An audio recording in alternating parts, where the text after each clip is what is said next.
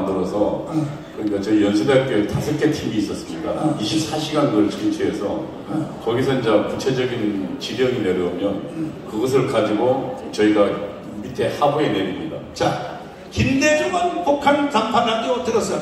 김대중 밑에 그 제 담당 비서가 매일 그 문건을 김대중에게 전달했습니다. 그러니까 한민전 방송. 그러면 북한 단판 라디오 방송을 듣고 한국에서 실행하는 사람은 좌파예요, 간첩이에요? 간첩이죠. 왜냐하면 김대중 씨가 저를 만났을 때 20여 차례 1대1로 만났는데 그때 김대중 씨 입에서 이렇게 이야기했습니다. 여기서 가만있어. 이도 교수가 김대중 대통령을 만난 동기를 한번 설명해보세요. 전 전대협 연대사업국장이었습니다. 아니, 그때 부산에 있을 때 고등학교 다닐 때. 맨 처음에 만난 거는 제가 부산에서 EYC라고 기독교연합회 그 청년연합회 총무를 하고 있었는데 그때 김대중 비서라는 사람이 저한테 찾아왔습니다. 그래서 김대중을 만나보겠느냐. 근데 이 노경규라는 사람인데 이 사람은 사실은 김대중 비서인데 결혼도 안 하고 당시 40대였거든요. 결혼도 안 하고 부산대학교 앞에 하석을 치고 있었습니다. 그러면서 그 부산 지역의 전체 제야운동가를 만나고 다녔으니까 전 제가 볼 때는 그 사람 지금 생각해보니까 의심스러운 사람이에요. 왜냐하면 김대중을 만나라고 우리 할아버지한테 김대중 도우라고 했듯이 다른 선으로도 김대중 주변에 침투해 있을 거거든요. 그러니까 저는 그렇게 하는데 그 사람이 저보고 김대중을 만나러 가자 해서 80년 1월인가요? 그 겨울입니다. 그래서 김대중 그 동교동에 도착해서 김대중을 만났어요. 총 몇 번 만났어요? 저는 이제 그때는 처음 만났고요. 그 후에 제가 학생운동 들어가서 전대비 연사부터 할 때는 20여 차례 만났습니다. 20번 이상 예, 만났는데 광주 사태에 대해서 이야기하려고 해요. 예. 자, 광주 사태가 일어났죠. 예, 5월 10일. 일어났을 때 이도 교수한테 그때의 광주 사태에 대한 전단지 있죠. 비라죠, 비라를 뿌려라. 부산으로. 뿌리러 가니까 저한테 100여 장을 줬습니다. 그래서 그게 제가 보기엔 5월 19일쯤 기억납니다. 5월 18일에 광주 사태 일어났는데 5월 19일 그 다음 날. 네, 저보고 그러면 인쇄는 5월 18일 이후에 인쇄됐다고 볼 수 없는 거예요? 아닙니다. 그 전입니다. 사실. 그 전이죠. 네, 왜냐하면 거기에 또 어떤 문구가 있었냐면 저도 이제 그것 때문에 그 굉장히 그 가슴을 부르르 떨었는데 처녀의 젖가슴을 베어냈다. 처녀의 젖가슴을 쳤다. 그 다음에 임산부의 배를 갈랐다. 임산부의 배를 갈라라. 그리고 그 경상도 군인들이 전두환 저 살인마 정권이 경상도 군인들 술을 먹여가지고 그 광주 시민들을 전부 죽이려고 한다. 이런 내용들이었어요. 그건 전부 다 나중에 사실 확인해보니까 전부 가짜죠. 가짜였어요. 예. 그 전단지를 그래서 뿌렸어요. 그것을 부산에 보면 용두산 공원 바로 옆에 지금은 바뀌었을 겁니다. 미화당 백화점이라고 있었어요. 거기 이제 옥상에 몰래 올라가서 그 백의장을 쫙 뿌리고 이제 도망쳐 나왔죠. 그걸 한 10여 차례 했습니다. 10여 차례. 여기서 중요한 게 이 전단지를 뿌린 시간이 5월 19일. 예. 그러면 5.18은 5월 18일. 예. 그러면 이 전단지가 바로 그 전에 제작이 됐다는 얘기 아닙니까? 그렇죠. 안 그러면 물리적으로 광주에서 진행된 지금처럼 뭐 카톡이 있는 것도 아니고, 그 다음에 지금처럼 뭡니까, 그 USB 있는 것도 아니고, 그러니까 거기서 자체 제작이 어려워요. 그러니까 내가 볼 때는 김대중 주변에, 그러니까 CIA 보고서처럼 김대중과 그 다음 고정간첩들이 소행으로 사전에 기획한 거거든요. 자, 그러면 CIA 문서 다시 한번 비춰주세요. 이 말이 맞는 거야. 미국 CIA가 맞는 거예요. 미국 CIA가 5.18에 대해서 정의를 내린 겁니다. 5.18은 공산당 간첩과 김대중 지지자들의 합작품이다. 이걸 증명하는 사람이 누구냐? 이동호예요, 이동호. 그러니까 이미 사전에 5.18은 이미 벌써 계획이 다 돼 있었다는 거죠. 저도 지금 이게 최근에 생각해낸 거거든요. 여기에 말려든 사람들이 누구냐? 공수부대예요, 공수부대. 그러니까 공수부대가 지혜가 좀 적었어요, 사실은. 공수부대는 끝까지 광주의 외곽만 둘러싸고 그 안에서 지들끼리 총을 쏘든지 죽든지 그냥 공수부대는 광주 외곽만 둘러싸고 바깥에 경계만 철저히 했으면 되는데 공수부대가 자기들끼리 총격전 벌여서 죽으니까 희생을 막으려고 개입한 것이 공수부대 실수인데 말려든 거야, 말려든 거야. 결코 말려졌다고 나는 그렇게 판단하는 겁니다. 그러면 그 후에 김대중 대통령이 이제 대통령이 됐잖아요. 예. 그때 장관 하지 뭐 했어요? 전그 소련 무너지면서 전향하는 바람에 그 전에? 예, 전향 안 했으면 저도 뭐 좀 하고 있었어요. 아이고, 빨리 전향하는 바람에. 왜냐면 김대중 대통령이 저를 되게 좋아했거든요. 그리고 갈 때마다 항상 용돈도 주고 돈도 많이 줬어요. 자, 그러면 그래도 후회하지 마세요. 앞으로 장관보다 더 큰일 할 수 있는 기회로 우리가 대한민국을 바로 세우고 주상파를 다 처단하고 우리가 1차 전쟁에서 이겨서 200석을 만들면 이동우 같은 사람 장관 시켜야지. 안 됩니까? 자, 이제 이동우 교수님은 조금 이따 다시 부를 테니까 내려가시고 이충문 박사님 모시겠습니다. 이충문 박사님 없어? 하하. 이충문 박사님이 그럼 내가 대신 좀 양보하시면 안 돼요. 이충문 박사님이 직접 방송에서 하겠지만 네? 오셨어. 이충문 박사님 오셔서 멋진 박수. 박수 박수. 자, 그래서 언론사 100대 언론사 여러분, 요것도 요즘 와서 내가 KBS가 자꾸 사람 오면 돼. 이렇게 사람 왜냐하면 오면. 우리가 하는 기자회견은 풀로 다 보도하더라고요. 그래서 KBS 그 시청료 강제 징수 운동하는데 내가 KBS 강제 징수하는 걸 취소하고 계속 내가 돈을 내주려고 그래. 왜냐면 KBS가 요즘 너무 착한 일을 해요. 이 풀로 다 보도하는 거예요. 풀로. MBC도 풀로 보도하는데 이놈의 JTBC 개라고 합니다. 세상에.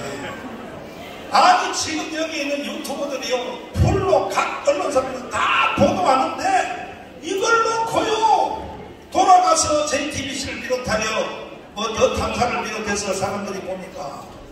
어제 그저께도 김지현 그 자매님이 기자님이 하도 나보고 목사님은 왜 유튜브를 피하냐고 몇 개월 동안을 나를 매달려서 좋다. 그럼 내가 제안했어. 생으로 하자. 그래서 내가 제안해서 이제 토론을 했는데 아니 그 토론은 뭐 지금도 돌아가고 있잖아요.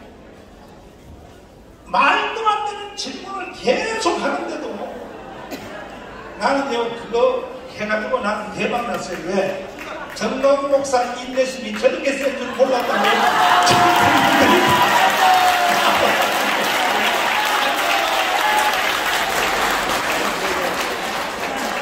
그래가지고 했는데 나오다가 더 탐사 쪽에서 카메라를 가지고 오신 분이 나한테 나오는데 물어요. 목사님, 윤석열한테 직접 전화했습니다. 전화한 건 아니고 선거운동 기간 중에 윤석열 대통령한테 전화가 2-3번 왔다. 이건 사실이에요. 그랬더니요, 더 탐사가 돌아가서 지들끼리 방송을 새로 하면서 윤석열이가 정강훈한테 전화를 해가지고 정교 분리의 원칙을 어겼다. 자, 왜 목사한테 전화를 하느냐? 정교분리 어겼다. 야, 이 더 탐사 중에서 그렇게 방송한 야, 이 개새끼야. 정교 분리가 뭔지도 모르는 개자식들이 무슨 기자를 하냐고 이 자식들아. 그 기초도 안 난 놈들이 기자를 하려고 말이야. 그걸 가지고 낄낄대면서 막 웃으면서 정강훈하고 윤석열하고 선거 기간 중에 전화했다. 윤석열만 전화 온 게 아니요. 홍준표도 전화 오고 다 전화 와서 나한테 전화하는 사람 하나도 없어. 그게 정교분리의 원칙이냐고? 정교분리의 원칙 개편하기도 모르는 인간 자식들이 무슨 기자를 한다고 떠들어. 공부 좀 하라고. 공부 좀 해. 핵심적인 얘기가 영국에 이번에 찰스 대자 그거 인간시간 거 보셨죠? 그 모든 행사를 누가 주관해요? 목사들이 하는 겁니다. 그게 정교분리의 원칙에 의한 겁니까? 정신 나간 소리하고 앉아서 정신 나간 소리하고 앉아서. 미국은 어떤 대통령이 해도 빌리그램 살아계실 때 빌리그램을 잡으려고 전화 정도가 아니에요. 찾아갈 정도가 아니에요. 그게 정교분리의 원칙에 의한 겁니다. 미국은 지금도 양당의 단임 목사를 가지고 있어. 그런 말 더 이상 할 필요도 없어. 이 JTBC, 그 다음에 뭐 더 탐사, 당신들에게 좋은 말을 말할게. 공부 좀 해봐. 공부 안 하고 막 짓거리지 말라고. 그럼 이제 당신들은 매장돼요. 당신들은 언론사로서 폐기된다고. 그러니까 JTBC도 지금 광고가 안 들어서 JTBC 뭐 팔라고 내놨더며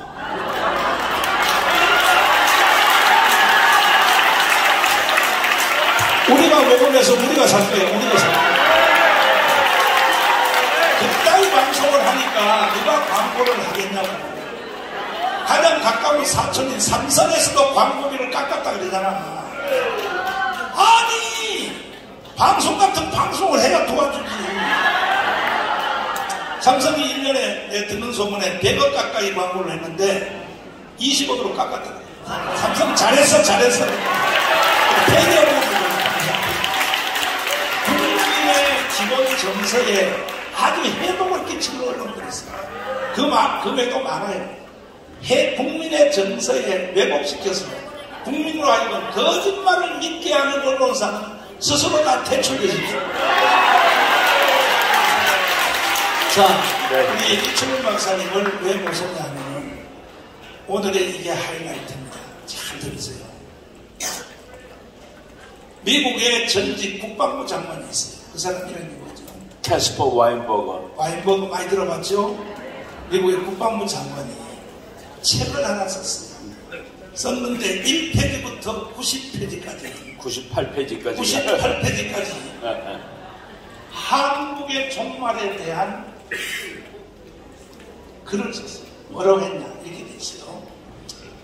대한민국은 이렇게 끝날 것이다. 자, 미국의 국방부 장관이 쓴 시나리오입니다.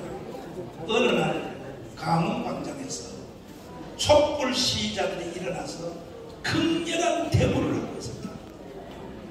그때 반대 세력인 태극기 세력이 또 극렬하게 대치하고 있었을 때 북한에서 파송된 간첩이 경찰복으로 갈아입고 이렇게 올라가서 태극기를 쏘는 게 아니라 북한 간첩이 바로 촛불 시위하는 사람을 향하여 사격을 할 것이다.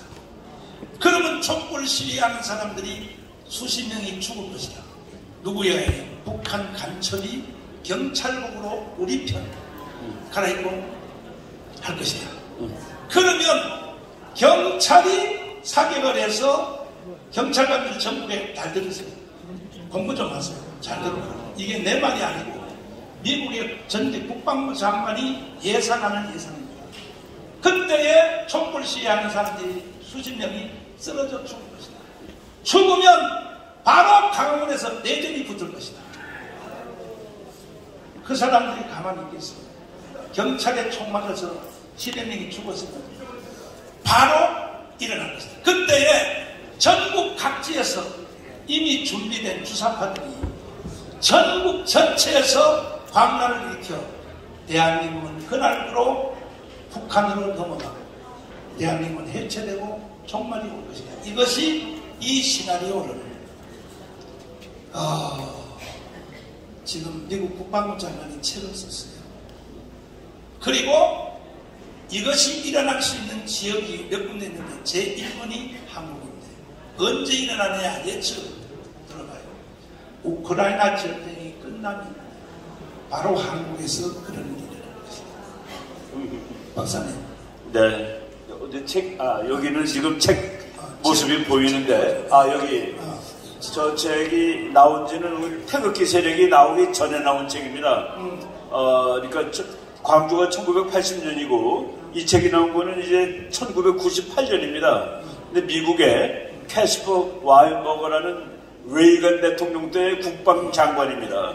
그 그 피터 슈와이처라는 저 사람은 이제 그 국제정치 학자인데 그 둘이 같이 쓴 책입니다. 여기에 그 앞으로 다가올 전쟁, 세계 여러 나라에서 이제 전쟁을 상상하라고 쓴 것이죠.